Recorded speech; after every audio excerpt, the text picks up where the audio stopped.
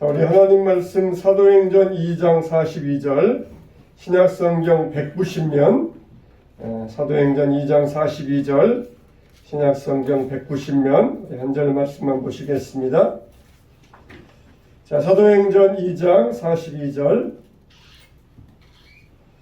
자, 우리 다 같이 한 목소리로 시작. 그들이 사도의 가르침을 받아 서로 교제하고 떡을 떼며 오로지 기도하기를 힘쓰니라. 우리 한 번 더 시작. 그들이 사도의 가르침을 받아 서로 교제하고 떡을 떼며 오로지 기도하기를 힘쓰니라. 아멘. 할렐루야. 우리가 교회를 공동체라고 합니다. 이 교회를 공동체라고 합니다. 우리가 공동체라 그러면은 마치 뭔가 함께 모여가지고 공동생활하는 것, 그런 것을 연상할 수가 있어요. 근데 교회가 공동체라 하는 이유는 우리 교회가 한 목표를 가지고 목적을 가지고 함께 하기 때문에 교회를 공동체라고 할 수 있습니다. 예수님이 나의 왕이십니다. 이렇게 고백하는 사람들이 하나님 나라에 들어가는 것처럼 교회 공동체의 일원이 되는 것입니다. 만일 미국 사람 중에 트럼프는 나의 대통령이 아닙니다, 그렇게 말하는 사람이 있어도 미국 시민이 될 수 있어요. 그러나 예수님이 나의 왕이 아닙니다, 그렇게 말하는 사람은 절대로 하나님 나라의 일원이 될 수가 없습니다. 우리 믿음의 공동체는 예수님이 나의 왕이십니다, 그렇게 고백하고 인정하는 사람만이 공동체의 일원이 되는 것입니다. 우리가 이 공동체를 갖는다는 것은 이 어려운 세상을 살아갈 때에 어려운 문제를 쉽게 극복할 수 있는 길이 되는 것이에요. 어렵고 힘든 일이 있어도 공동체 가운데 있으면은 어려운 일도 쉽게 극복해 나아갈 수가 있습니다. 만일 인생의 극단적인 선택 앞에서 자기를 진정으로 사랑해주는 한 사람만 있으면은 절대로 극단적인 선택에서 벗어날 수가 있고 극단적인 선택에 빠지지 않는다는 그런 이야기가 있습니다. 정말이 교회 공동체는 우리 인생에 있어서 살아가는데 정말 귀중한 소속감이 되는 것이에요. 우리가 하나님 나라의 일원으로서 이 공동체에 속한 사람으로서 이 교회 공동체는 어떤 곳이 되어야 될 것인가? 성경에 나오는 대로 교회 공동체의 모습을 우리가 살펴보면서 공동체로서의 우리 안소망교회에 대하여 알아가는 귀한 시간 되시길 주님의 이름으로 축원합니다. 첫째로 보면은 이 교회 공동체는 경건 생활에 힘쓰는 곳이 되어야 됩니다. 초대교회 때 사도 베드로가 한 번 설교하니까 3,000명이 회개하고 돌아왔어요. 또 한 번 설교하니까 또 5,000명이 회개하고 돌아왔습니다. 이렇게 베드로가 설교할 때 수많은 사람들이 회개하고 돌아오면서 예수님이 나의 왕이십니다, 예수님이 나의 구세주이십니다 그러면서 하나님 나라에 들어와서 공동체 이름으로 가입하게 되었던 것이에요. 이때 이 사람들이 베드로의 설교를 듣고 회개했다. 그때 회개했다는 것은 나 질투가 누구를 질투했어요, 나 누구를 속으로 미워했어요, 그런 정도의 회개가 아니라 아주 그냥 이때 회개하는 것은 가슴을 찢는 회개예요. 세상의 모든 가치관이 완전히 전도되고 바뀌어지는 이런 회개입니다. 마치 하늘과 땅이 뒤집어지는 것처럼 내 인생에 있어서 완전히 바뀌어지는 회개, 이게 바로 이 당시에 베드로가 설교하게 했던 이 당시의 회개였던 것이에요. 그래서 가치관이 완전히 바뀌어지고 완전히 인생관이 바뀌어지고 이런 사람들이 모여서 교회 공동체가 탄생하게 되었던 것이에요.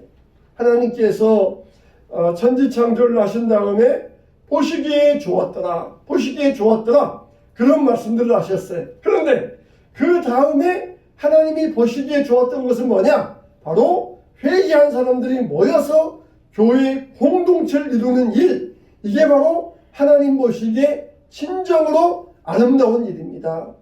오늘 이 시간에도 하나님께서 저 하늘에서 이 지구를 내려보고 계실 때에 정말 하나님께서 보실 때에 좋은 것이 무엇이겠습니까? 바로 이 교회 공동체, 여기에 함께 모여서 찬양하며 기도하며 말씀 들으며 함께 마음을 합하여 드리는 이 모습, 이걸 주님께서 보실 때 정말 좋구나, 정말 보기에 좋구나, 주님이 우리를 향하여서 아름다운 공동체로 칭찬하시고 인정하시기를 주님의 이름으로 축복합니다.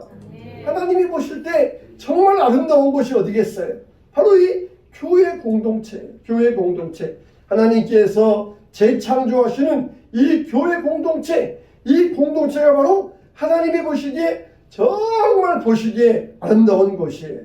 그러면은 이 교회 공동체에서 어떤 일이 일어나, 먼저는 사도들의 가르침을 받았다 그랬어요. 사도들의 가르침, 이들이 어찌할꼬 회개하면서 먼저 예수가 누구신가, 예수는 그리스도이시다, 이거에 대해서 배우기 시작했던 것이에요. 그런데 이 유대인들, 이스라엘 사람들은 이미 성경에 대해서 잘 아는 사람이었습니다. 성경에 대해서 어릴 때부터 잘 배웠던 사람이에요. 근데도 이때 또 사도들에게 가르침을 받았다는 것은 이제는 새로운 눈을 가지고 이제는 예수님을 배우기 시작한 것입니다. 구약은 그림자고 신약은 원형이에요. 그동안은 그림자를 가지고 살았으면 이제는 원형 되시는 예수님을 배워야 됩니다. 구약은 율법이고 신약은 복음입니다. 그들이 이미 성경을 잘 알고 있었지만 지식적으로만 알고 있었기 때문에 예수님을 십자가에 못 박는 폐륜을 저지르고 말았어요. 이제는 정말 예수가 누구신지 몰랐던 자들이 이제는 예수가 누구이신가를 배우게 되었습니다. 예수님이 복음이다, 예수님이 왕이다, 예수님이 나의 구세주이시다, 예수님이 하나님의 아들이시다, 이렇게 예수님에 대해서 집중적으로 배우기 시작했던 것이에요. 마치 구약시대에는 한 발만 가지고 걸어다녔다 그러면 신약시대에는 두 발을 가지고 걸어다녀요. 구약시대에는 한 손만 사용했으면 이제는 신약시대에는 두 손을 사용하게 됩니다. 그러면서 한 발만 걷다가 두 발 걷게 되니까 새롭게 걸음걸이를 배워야 돼요. 이제는 뛰는 법도 배워야 되고 높이 뛰기도 배워야 되고 멀리 뛰기도 배워야 되고 각종 것을 배워야 됩니다. 그래서 이제는 이들이 사도의 가르침을 받아서 배우기 시작했던 것이, 우리가 교회에서 성경을 배우는 이유는 뭡니까? 지식적으로 알기 위하여 배우는 것이 아닙니다. 예수님의 마음을 깨닫기 위해서 성경을 배워야 돼요. 예수님을 모르니까 지식은 많이 있는데 이단들처럼 몇 장 막 줄줄이 외우지만 그들은 예수님을 알지 못하니까 지옥에 예비되어 가고 마는 것이에요. 정말 성경을 몇 장 아무리 많이 알아도 예수님을 알지 못하면 지식은 헛된 것입니다. 정말 우리는 예수님을 봐야 돼요. 예수님이 나의 왕이십니다. 정말 얼마나 성경은 무궁무진합니까? 초대교회는 교회의 순수성을 유지하기 위하여 하나님 말씀을 배웠어요. 우리가 하나님 말씀을 배우다 보면 성경의 인생의 문제가 해결되는 원리를 배우게 됩니다. 우리가 영어 단어 하나, 수학 공식 하나, 그거를 배우는 것이 공부가 아니라 진리를 배우는 것, 이게 공부의 최고의 목적이 되는 것입니다. 그래서 우리는 죽는 날까지 하나님 말씀을 배워야 돼요.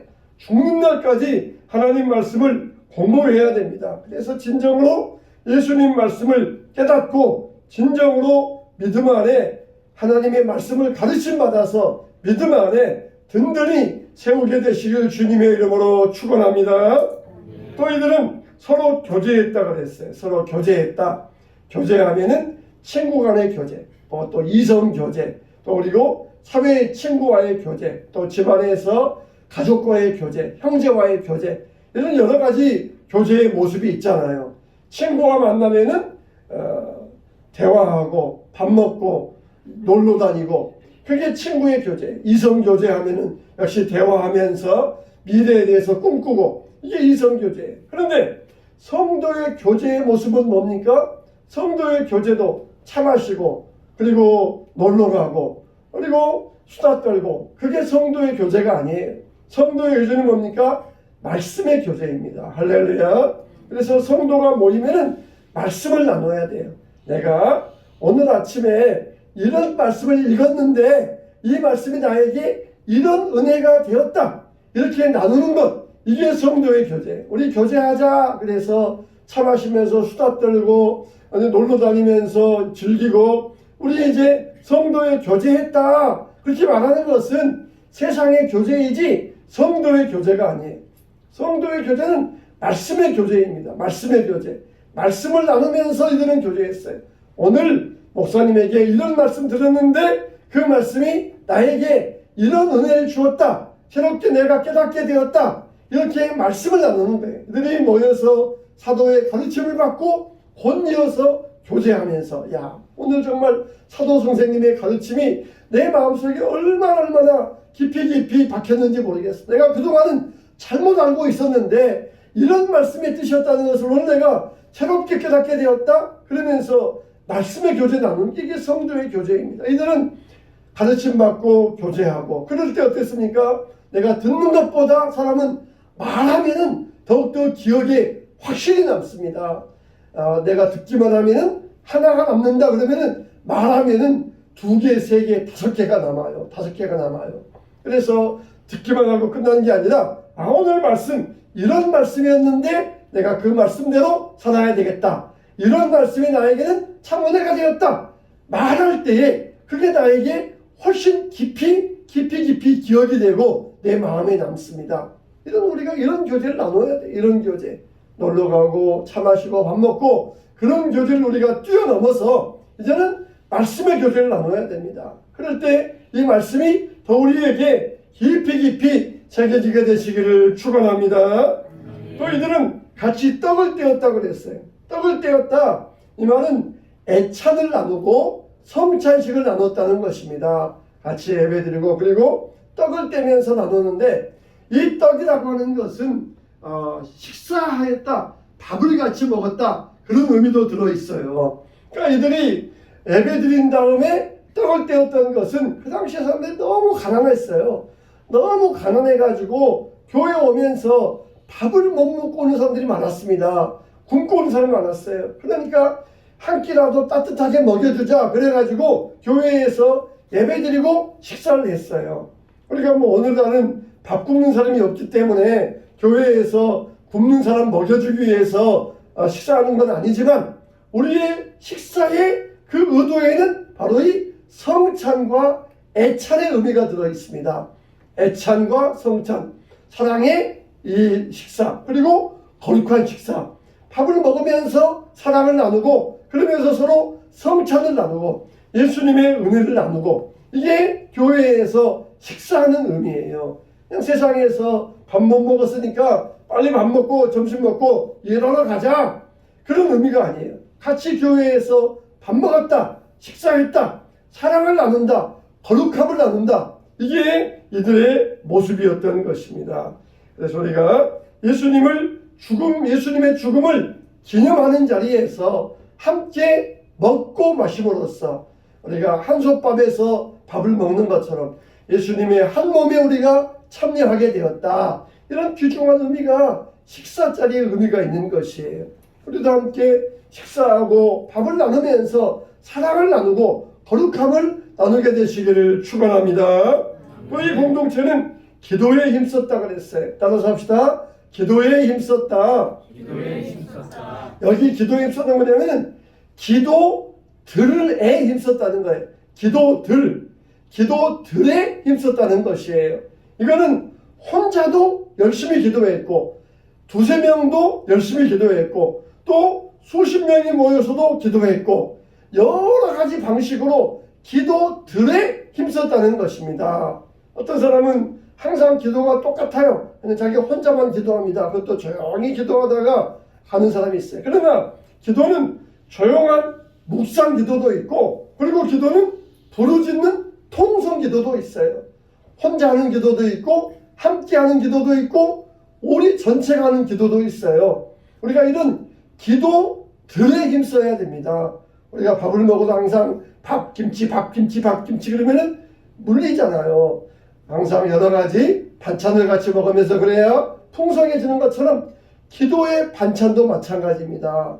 함께 기도하고 혼자 기도하고 둘이 기도하고 또 그리고 우리가 부르짖어 기도하기도 하고 깊이 묵상하며 기도하기도 하고 이런 기도들에 힘썼던 공동체가 바로 이 초대교회 교회인이었어요.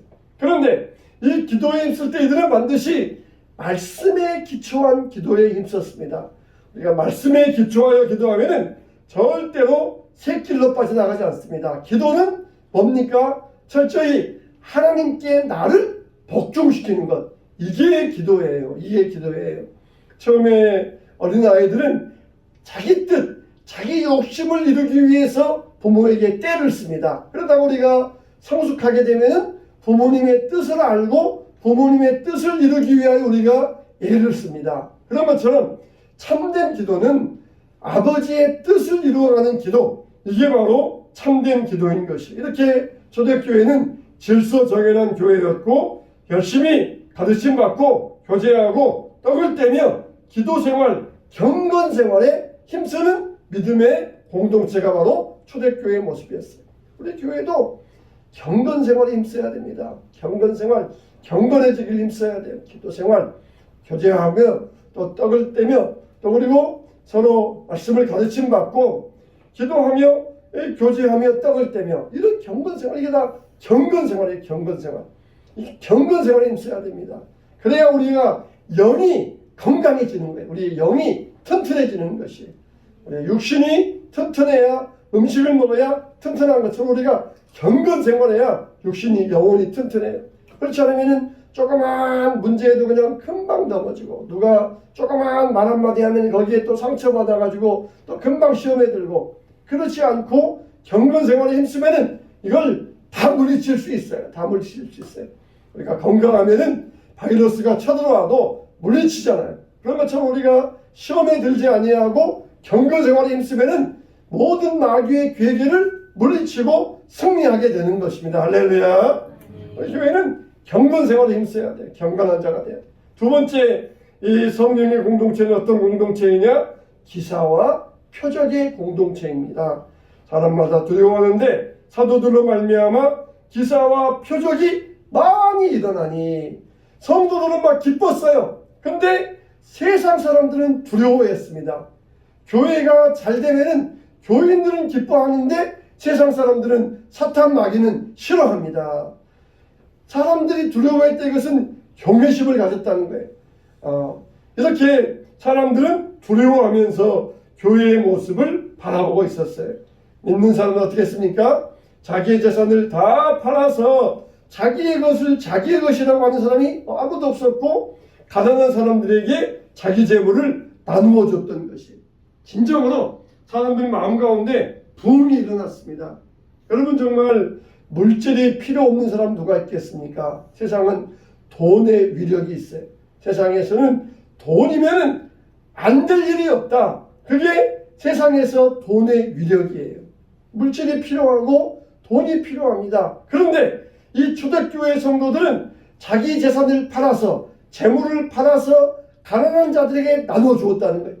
이게 얼마나 놀라운 기적입니까? 다 사람들 자기 것을 아끼고 움켜주려고 하는데 손을 쫙 펴고 나눠주고 자기를 비우는 일, 이게 정말 기사와 표적이 일어나는 교회의 모습이에요. 교회의 모습. 전에는 그냥 인색하였던 자들, 이제는 풍성한 자들로 나눠주는 삶, 이게 바로 기사와 표적이 되는 것입니다. 세상에서 조류학자가 그런 이야기를 하는데 가장 높이 나르는 새가 있는데 이게 바로 알바트로스라는 새예요. 알바트로스 새. 이 알바트로스 새는 가장 멀리 날고 가장 높이 나는 새가 알바트로스입니다. 그런데 이 알바트로스가 어떻게 그렇게 높이 날고 멀리 날 수 있느냐? 예, 보았더니 이 새의 몸이 가볍기 때문이에요. 그런데 왜 가벼우냐? 봤더니 그 새의 뼈 안이 텅 비어 있어요. 뼈가 비어 있어요. 그러니까 몸이 가볍고 날개가 크니까 금방 날아올 수 있고 그리고 멀리 날아올 수 있는 게 알바트로스의 특징입니다. 근데 이 알바트로스가 무언가에 부딪히면은 뼈가 비어 있으니까 약한 충격에 약한 게 이 알바트로스의 약점이에요. 여러분, 우리가 신앙인들로서 높이 날아가려면 비워내야 됩니다. 그리고 그만큼 우리가 감수해야 될 게 있어요. 감수해야 될 게. 이 알바트로스는 비워내면서 그 위험을 감수하면서 높이 나는 것을 선택한 새가 이 알바트로스예요. 우리도 신앙적으로 비상에 올라가야 됩니다. 그러려면 비워내야 돼요. 그럴 때 어떤 것을 감수해야 될 일이 있습니다.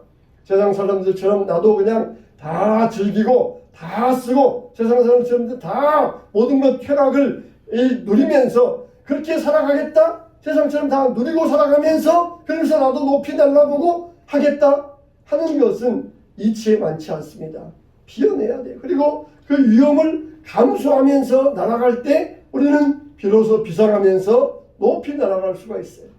공산주의 사상에서도 유무상통을 이야기합니다. 공산주의자들도 서로 유무상통하자. 그런데 이 공산주의자들은 강제로 가진 자의 것을 뺏어가지고 가난한 자들에게 나눠주는 것, 이게 공산주의 사상이에요. 그러니까 이 공산주의는 실패한 사상입니다. 자발적으로 자원하는 마음으로 내놓는 것이 아니라 부자의 것을, 부르주아의 것을 강제로 뺏어가지고 프롤레타리아에게 나눠줘야 된다. 이게 공산주의 사상이에요. 이 공산주의 사상은 실패한 사상이고 이 공산주의 사상은 잘못된 사상입니다. 또 이 이단들의 모습에서도 그런 게 있어요. 이단들도 다 팔아가지고 자기들에게 입소해서 같이 살자. 이단들도 있어요. 그러나 이단들 역시 허울 좋은 빈 껍데기에 불과합니다. 교주는 그냥 안락하고 윤택해지고 그러는데 교인들은 점점 빈핍해가요. 여러분, 신앙은 우리가 정말 하나님 안에서 우리가 풍성하게 잘 되는 것, 예수님께서 우리를 잘되게 하시려고, 우리를 풍요하게 하시려고 이 땅에 오셨다고 그랬어요. 신앙 안에서 우리가 잘 되는 것이 신앙이지, 공산주의자들처럼 이단들처럼 우리가 점점 가난해지고 빈핍해지는 것은 그거는 잘못된 사상이에요. 우리가 베풀고 나누어 줄 때 어떻게 합니까? 하나님께서 채워주셔요. 하나님께서 넘쳐나게 부어주시는 원리가 신앙의 원리예요. 공산주의자와 같이 이단처럼 하는 것이 아니라 진정한 기사와 표적은 자원하는 마음으로, 감동된 마음으로 잘 나눠주고 풍성한 삶을 살아갈 때 하나님께서 또 채워주시는 선순환의 역사가 일어나는 것. 이게 진정한 기사와 표적이 아니겠습니까? 저와 여러분에게도 주님 앞에 드렸을 때 하나님께서 드린 것보다 천배 만배 채워주시는 기사와 표적이 여러분의 가정에 나타나게 되시기를 주님의 이름으로 축원합니다. 세 번째, 이 성령의 공동체는 모이기를 힘쓰는 공동체였어요. 날마다 마음을 같이하여 성전에 모이기를 힘쓰고 집에서 떡을 떼며 기쁨과 순전한 마음으로 음식을 먹고 모이기를 힘썼다는 것이요. 교회는 모이는 일에 힘써야 됩니다. 현대는 정말 개인주의 시대예요. 개인주의 시대입니다. 현대는 사람들과 함께하기보다는 개인적인 시대, 혼자 하는 시대, 그게 그런 시대가 되었어요. 점점점 말세가 되어갈수록 사람들이 개인주의 성향을 띠게 될 것입니다. 하나님은 우리 인간의 성품을 아시고 모여야 된다 하셨어요. 여러분, 우리가 모이면 어떻게 안 된다고 하십니까? 모이는 일에 힘써야 된다는 거예요. 힘써야 된다. 모이는 일에 힘써야 된다. 그냥 되는 대로 흘러가는 것 신앙이 아닙니다. 우리가 안 된다고 포기하는 것, 그것도 신앙이 아니에요. 못한다고 방치하는 것, 또 신앙이 아닙니다. 우리가 힘써야 돼요. 가장 기본적인 일, 모이는 일에 힘써야 됩니다. 요즘은 아무리 개인주의 성향이 아무리 발전되고 아무리 이기주의적인 시대가 할지라도 우리는 모이기를 패하는 어떤 사람의 습관과 같이 하지 말고 그날이 가까워 볼수록 더욱 모이기를 힘쓰라. 모이기를 힘쓰라 하셨어요. 모이기를 힘쓰라. 하나님의 전에 나오는 일에 모이기를 힘써야 된다는 거예요. 힘써야 된다는 거예요. 하나님의 일에 우리가 힘써야 됩니다. 힘써야 돼요. 힘쓰지 않는 것이 바로 불신앙의 시작이에요. 힘써야 됩니다. 떡을 떼고 음식을 먹고 모이고 교제하고 음식을 먹고 사랑을 나누면서 이게 힘쓰는 일, 이게 바로 신앙의 시작이에요. 정말 초대교회 교인들은 기쁨으로 모였습니다. 성전에서 큰 모임에 모이든지 가정에서 작은 모임에 모이든지 구분하지 아니하고 기쁨과 순전한 마음으로 모여서 열심히 모여서 하나님을 찬양하고 사랑을 나누며 교제하였던 것이에요. 여러분, 예배가 어떻습니까? 교회에 나오는 마음이 어떻습니까? 교회에 정말 마음에 설렘을 가지고 나오십니까? 기쁨이 있습니까? 그건 바로 여러분들이 성령의 공동체에 속해 있다는 증거입니다. 이게 증거예요. 그러니까 성령의 공동체는 어떤 공동체입니까? 설렘의 공동체예요. 설렘의 공동체. 예배가 기뻐요. 교제가 기쁩니다. 또 말씀 듣는 게 즐겁습니다. 오늘은 또 어떤 것이 있을까 하면서 마음을 설레게 하는 것. 그게 바로 성령의 공동체의 특징이에요. 하나님 말씀을 아침에 대할 때 새벽 기도 갔다 와서 하나님 말씀 읽을 때 오늘은 또 이 에레미야와 에레미야 말씀을 통하여서 하나님이 나에게 또 어떤 은혜를 주실까? 또 나에게 어떤 진리의 빛을 비춰주실까? 말씀을 대할 때 설렘의 은혜가 있어야 돼. 설렘의 은혜. 앞에 나와서 우리 대표자가 기도하실 때 그 기도한 대로 나에게 이루어질 것을 믿습니다 하면서 설렘의 이 응답과 기대가 있어야 돼요. 정말 위하여 축복하며 기도할 때 정말 그 마음이 설레며 기도하는 그런 마음에 설렘의 기대가 있어야 돼요. 그게 바로 우리 교회가 성령의 공동체구나 하는 그런 믿음의 증거와 표식이라는 것입니다. 예수님은 왕으로 오셔서 이 땅 위에 이 사는 것을 목표로 하지 않았습니다. 우리의 최고의 왕, 최고의 남편 예수님을 우리가 모셨는데 세상에 뭐가 부럽겠습니까? 저도 결혼해서 지금까지 한 10몇 번은 이사한 것 같아요. 2년 동안 전세 계약하고 또 끝나면 또 재계약하고 또 안 되면 이사하기도 하고 그랬는데 2년 동안 어떻습니까? 여긴 내 집이야 하면서 편하게 살잖아요. 그러다가 여긴 내 집이 아니구나. 그런 깨달음이 오는 때가 언제입니까? 전세 재계약해야 될 때. 그때 그런 깨달음이야. 그동안은 여기는 내 집이다 그런 것처럼 내 집처럼 지내다가 전세 재계약해야 된다. 보증금 올려줘야 된다. 월세 올려줘야 된다. 그러면 여기는 내 집이 아니다. 그런 생각이 깨달음이 들어옵니다. 예배가 바로 그런 순간이에요. 세상은 내 집이다. 이 땅에서 내가 안락하게 산다. 그러다가 예배에 오면은 세상은 내 집이 아니구나. 여기는 내가 전세 계약이 끝날 날이 있구나. 내가 돌아가야 될 영원한 본향이 있구나. 그게 바로 예배의 시간이에요. 예배의 시간이. 그냥 전세 계약 끝나면은 이 땅 위에서는 어디로 가야 되나 걱정되지만은 정말 우리가 이 땅의 마지막 끝나면은 더 좋은 하늘나라가 있구나. 그러면서 설렘의 시간을 갖는 게 바로 그게 예배의 시간이 되어야 됩니다. 우리는 비로소 내 집이 아니고 새 집이 아니고 내 본가가 있구나. 영원한 집이 있구나. 이걸 우리가 깨닫는 시간이 바로 예배의 시간인 것입니다. 정말 베드로는 실수투성이었어요. 예수님을 부인하고 물고기 잡으러 갔습니다. 그러나 회개하고 성령 충만한 다음에는 후퇴하지 않았어요. 애전으로 돌아가지 않았습니다. 우리가 정말 약해서 쓰러진다 할지라도 예배를 사모하면서 그 예배 가운데 설렘이 있는 사람들은 절대로 쓰러지지 아니하고 쓰러졌다 할지라도 다시 일어서는 능력을 위로부터 공급받게 될 것입니다. 여러분 정말 예배에 설렘이 있어야 됩니다. 설렘이 없으니까 우리의 영적인 감각이 무감각해져 있기 때문에 예배에 설렘이 있어야 돼요. 우리가 기쁨이 있어야 되고 예배를 통하여서 주님을 만나는 기대감, 신앙생활의 경건생활에 주님을 만나는 이 기쁨이 있어야 됩니다. 성령의 공동체, 다른 말로 하면 설렘의 공동체, 설렘의 기대감, 사모하는 마음, 이게 우리의 심령 가운데 있어야 됩니다. 진정으로 하나님, 내 마음에 예배에 대한 설렘이 없고 기쁨이 없습니다. 내 영혼이 무감각해 있고 무뎌져 있습니다. 하나님, 성령의 은혜로 내 심령을 살려주시고 하나님 앞에 나의 신랑 되신 예수님을 만날 때 내 마음이 기쁨이 넘치고 설렘이 있게 하여 주시옵소서. 이런 우리가 설렘의 공동체로 만들어 가야 돼요. 이게 바로 예배의 모습입니다. 저 여러분들이 성령의 공동체의 사람으로서 예수님은 나의 왕입니다. 믿음으로 고백하는 사람으로서 이 공동체에서 끝까지 믿음으로 하나님 나라의 일원으로서 끝까지 주님만을 붙들고 나아가는 저와 여러분 되시기를 주님의 이름으로 축원합니다.